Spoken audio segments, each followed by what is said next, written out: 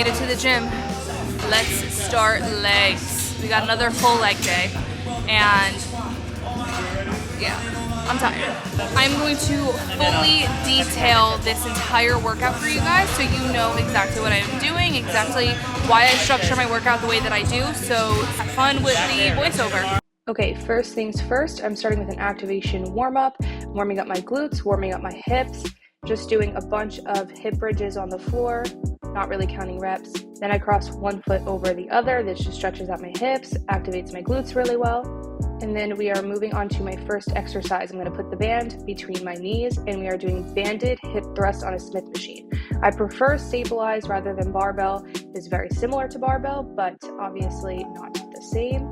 And then here I am doing a rest pause set. So I'm going to rep out around 10 to 12 reps, heavy weight. And then using the band, I'm going to abduct my knees around 15 to 20 times. Then just a complete rest for around 30 to 40 seconds. Then we're going right back to it. Same thing, 10 to 12 reps. Then we abduct with the band, and then we rest again. And then this is the last set of the rest pause set. Same amount of rep ranges, same amount of abductions, and same amount of rest. Well, actually, we're done. Exercise number 2, we're going into a hack squat. Now this is obviously for quads, but I do bump the back piece up a little bit. It's just more comfortable for my back. I also hit hamstrings and glutes with this. So I do 2 top sets, no intensifiers, just pushing as much weight as I can. And yes, the hack squat is banded. As you can see, I have a pretty good pump going on. For me, straps or grips are essential for this exercise. These are going to be stabilized RDLs. I use a pitch arc for this. I can also use cables, but I'm going pretty heavy for 2 working sets, and then I do 1 back off set. Now here you can really see proper form. My knees always stay over my heels, and I'm hinging my hips backwards as if somebody's pushing my hips straight back to the wall behind me. And then I'm pulling up by squeezing my glutes, also using my hamstrings. And then I add an intensifier to my back off set by just doing body weight RDLs, using the handles for me to hold myself on and not fall, and they burn really bad. Exercise number 4 is going to be a banded squat press. Now this is not my favorite squat press out there, but it gets the job done. I do around 1 to 2 warm-up sets here, then I do 1 top set, and then very similar to the hip thrust, I am doing a rest pause set. So for my top set, you can see that I'm doing 3 plates and a quarter. This was a very, very hard set for me. I believe I only got 10 reps. My goal was 12, but the machine is very heavy. And then for the rest pause set, I lighten the load a little bit, just to 2 1/4 plates. Now the rest period is done with your feet up on the leg press. You do not bring them down at all. And I unrock the weight and then start set number 2 of the rest pause set. Once again, resting with my feet up. And then on to set number 3. I'm really focused on controlling the negatives as best as I can. And I'm also pressing my back up against the seat, pulling my head forward just a little bit to get a bit more of a hamstring stretch. And now we're moving on to accessory work. So now I'm doing seated hamstring curls. I do 1 to 2 warm-up sets, and then I'll do 3 hard working sets. And I'll also end with a drop set. Here I just reduce the weight by 30 to 40%, and then I rep out as many as I can, ending with partials. And then for quads, I am doing leg extensions. Here I go super light. I don't focus on going heavy because my goal is to not bring up my quads so much. I just want to have good definition. So I'll do higher volume working sets, and I'll keep the weight fairly light. It still should be challenging, especially towards the end of the set. Finally, the last exercise, I'm doing seated abductions. This is more of a burnout for me, so I'm not fully counting reps. My rep range is around 15 to 20 though. I will start with seated, and then I will move into lying back, which is significantly harder. Sometimes I do have to drop the weight so I can make sure that I am still getting a good full range of motion. We've been living life inside a bubble.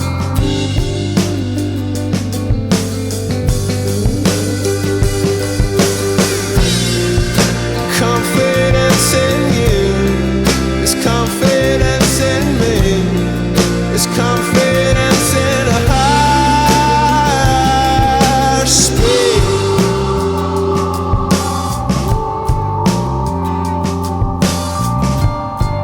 That was a very good workout, and I was even happier with how I looked in the gym. I've never seen definition like that in my life, and I just like, I had a moment where I just couldn't believe that that was me. I can't believe that like my physique has evolved like that. It looks entirely different than I did last prep. Like I could just see the amount of mass that I put on, and it's surreal to me, even though I know that I put in a lot of work for that.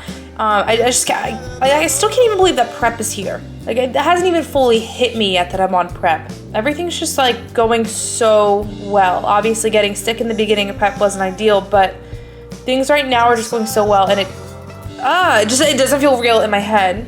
It's surreal. Like those clips in here, crazy. I can't believe I look like that. Anthony yesterday gave me a really, really big compliment when I showed him my last YouTube video that I posted, which is the full leg day. What did you say? I think you said something like, you're gonna be a really successful bodybuilder. And I was like, whoa. Yeah, you didn't believe in yourself, and I was like, I think last prep I realized that I have the frame and I have the shape to do very well. I didn't have a lot of mass at the time, but like this year is just different. I feel like I'm living like a pro right now. Not a pro, obviously, but I feel like I'm living like one, and I think I embody that.